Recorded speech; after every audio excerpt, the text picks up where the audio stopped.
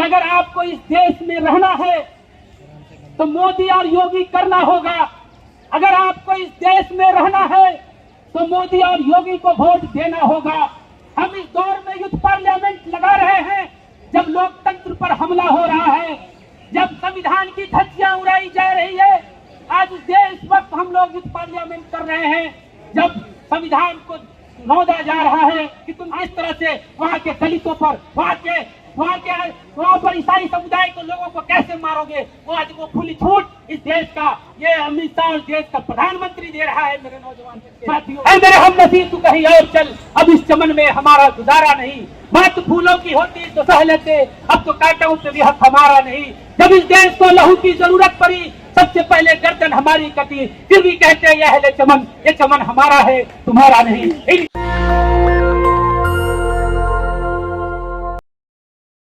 के महल्लाथी में जले चंद लोगों को खुशियों को लेकर चले, उदसाए के हर मसलहत के पले, ऐसे दस्तूर को सुबह बेनूर को मैं नहीं मानता, मैं नहीं जानता। तुमने लूटा है सदियों हमारा सुकून, तुमने लूटा है सदियों हमारा सुकून, अब न तुम पर चलेगा कोई हमारा फतू। तुम क्यों बनते हो चारागर, दर्दमंदों के तुम नहीं है चारागर, मैं नहीं मानता, मैं नहीं जानता। मैं भी मंसूर हूँ कह दो अगियार से, मैं भी मंसूर हूँ कह दो अगियार से, क्यों डराते हो जिंदा के दीवार से। जुल्म की बात को जहल की रात को मैं नहीं मानता, मैं नहीं जानता। फूल शाखों पर खिलने लगे तुम कहो, फूल शाखों पर खिलने लगे तुम कहो, जाम रिंदों के मिलने लगे तुम कहो, इस खुले झूठ को जहन की लूट को मैं नहीं मानता, मैं नहीं जानता।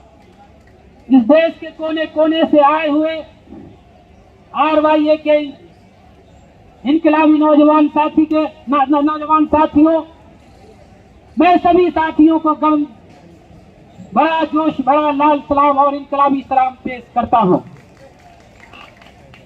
साथियों, आज इस दौर में यूथ पार्लियामेंट हो रहा है जब ये कहा जा रहा है कि अगर आपको इस देश में रहना है तो मोदी और योगी करना होगा।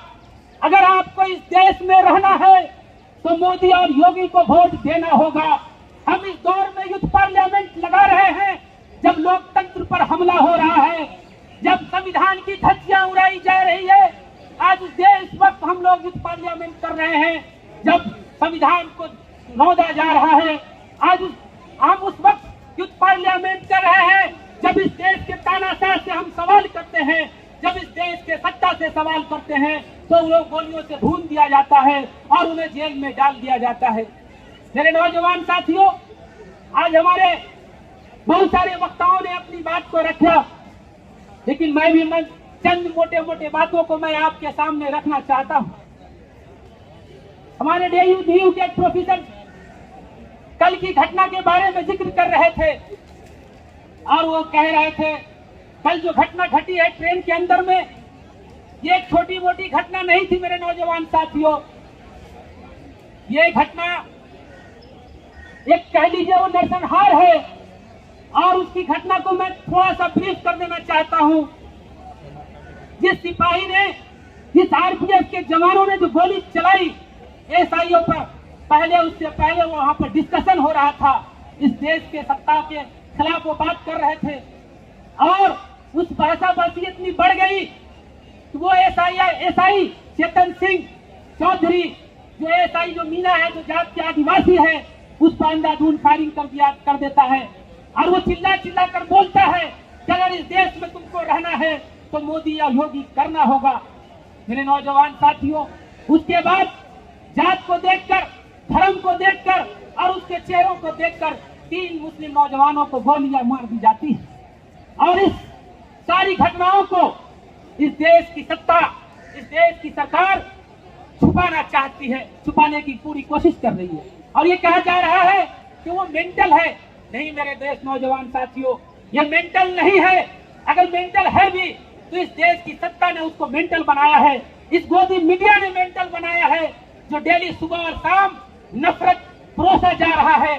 जब उस इस देश के अंदर इतनी समस्याएं हैं, उस पर उनको कोई सरोकार नहीं है, उस पर बोलने के लिए तैयार नहीं है।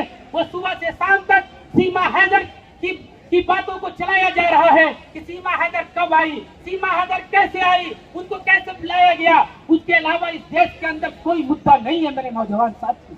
है मेरे नौजवान साथियों, मैं आपसे ये कहना चाहता हूँ कि मणिपुर की जो घटनाएं हैं वो छोटी मोटी घटनाएं नहीं है मेरे नौजवान साथियों। इस मणिपुर के जो 90 दिन से मणिपुर चल रहा है और उसके अंदर हजारों नौजवानों को, वहाँ के लोगों को जिंदा जला दिया गया। लाखों लोग कैंप में रहने पर मजबूर हैं। वहाँ हमारी माँ और बहनों की इज्जत लूट ली गई और एक दो नहीं सैकड़ों बहनों की इज्जत लूटी गई है मेरे नौजवान साथियों। कोई साथी कह रहे थे कि 300 हथियारों को लूट लिया गया। नहीं, इस देश का जब अमित शाह जो इस देश का गृह मंत्री है, जब जाता है मणिपुर, उसके बाद से वहाँ दंगा शुरू हो जाता है। 100-200 हथियार नहीं बांटे गए, 6000 हथियार की लूट हुई है। 6000 हथियार वहाँ के आतंकवादियों के हाथों में दे दिया गया कि तुम किस तरह से वहाँ के दलितों पर, वहाँ पर ईसाई समुदाय के लोगों को कैसे मारोगे। वो आज वो खुली छूट इस देश का ये अमित शाह और देश का प्रधानमंत्री दे रहा है मेरे नौजवान साथियों। आज तो हमारी माँ बहनों के साथ इज्जत लूटी गई, वो एक दिन की घटनाएं नहीं है। आपको याद करना होगा मेरे नौजवान साथियों, वो घटनाएं गुजरात गंगा से शुरू होता है। आप जानते हैं उस वक्त देश का मुख्यमंत्री कौन था, उस देश में गुजरात का मुख्यमंत्री कौन था, उस वक्त गृह मंत्री था कौन था। आज वही देश की सत्ता में बैठा हुआ इंसान है मेरे दोस्तों। और वही लोग हैं जिन्होंने बिल्किस के साथ क्या हुआ, आज वही लोग हैं जो कठुआ में आसिफा के साथ क्या हुआ, आज वही लोग हैं हथरस की बेटी के साथ क्या हुआ, आज वही लोग हैं जो मणिपुर की घटना को अंजाम दे रहे हैं मेरे दोस्तों। है मेरे नौजवान साथियों, ये छोटी मोटी घटनाएं नहीं है, ये इतनी बड़ी घटनाएं हैं जो विचलित कर रही है, दिल को तड़पा रही है, दिल के जज्बात के अंगारे दहक रहे हैं। इस देश के अंदर, जिस देश में लोकतंत्र की दुहाई दी जाती है, जिस देश में इस देश का बहुरूपिया प्रधानमंत्री ये कहता है कि बेटी बचाओ और बेटी पढ़ाओ का नारा देता है, आज उसी देश के अंदर हमारी माँ बहनों की इज्जत लूट ली जा रही है, उन्हीं के स्तनों को छुआ जा रहा है, उन्हीं के योनि पाठ को टॉर्चर किया जा रहा है और लोगों के सामने उसका गैंग रेप किया जाता है मेरे नौजवान साथियों। और 3 महीना बीत जाने के बाद जब जनता के बीच में आवाज आती है तब उस पर FIR दर्ज किया जाता है। ये कैसी सत्ता है, ये कैसी सरकार है मेरे नौजवान साथियों। इसकी भी जिम्मेदारी हम लोगों के सर पर है कि हम कैसे उन लोगों का साथ दे जो मजलूम है, जो दर भटक रहे हैं। आज भी 50,000 लोग कैंपों में रहने को मजबूर है मेरे नौजवान साथियों। मैं इसी पार्लियामेंट के माध्यम से ये कहना चाहता हूँ, बात सही, देश में सबसे बड़ी समस्या है रोजगार की समस्या है, हम इस चीज को मानते हैं, लेकिन इस देश के अंदर जो नफरत के अंगारे दहक रहे हैं उसके खिलाफ भी मेरे नौजवान साथियों लड़ना होगा। हमें याद दिलाना होगा कि देश के बहुरूपिया प्रधानमंत्री से पहले बनने से पहले इन्होंने मुंगेरी लाल के हसीन सपने दिखाए थे कि अच्छे दिन आएंगे, काला धन आएगा, 15 लाख रुपया आएगा, हर लोगों को रोजगार मिलेगा, हर साल युवाओं को 2 करोड़ रोजगार देंगे और हर गरीब को पक्का मकान मिलेगा, जो हवाई चप्पल पहनता है उसको हेलीप्लेन पे उड़ाएंगे। लेकिन इस 9 साल बीत जाने के बाद इस देश की सत्ता से ये सवाल पूछते हैं कि तुमने जो वादा किया था 2 करोड़ लोगों को रोटी देने का, उसका क्या हुआ मेरे नौजवान साथियों। मैं आपको बताना चाहता हूँ कि मध्य प्रदेश के अंदर जहाँ शिवराज सिंह चौहान की सरकार है, जहाँ भाजपा की सरकार है, वहाँ के सचिवालय में 184 की वैकेंसी आती है, 400 से 500 वैकेंसी आती है, उसमें लाखों नौजवान उस नौकरी को भरते हैं, उसमें बीटेक है, एमटेक है, MBA के नौजवान जो साथी वहाँ उसका फॉर्म भरते हैं। इस देश का हालत बना रखा है इसने, ये नौजवान को ला के कहाँ खड़ा कर दिया।